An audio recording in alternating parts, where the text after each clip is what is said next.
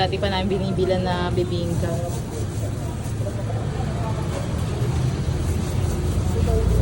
Ang kaibahan dito is walang diuling, no?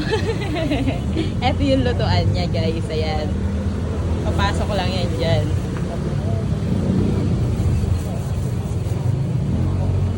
So, pwede mag-live eh. Magkano pag cheese lang wala? 90 pa rin. 90 lang. Tapos mas marami. Mas maraming cheese lang.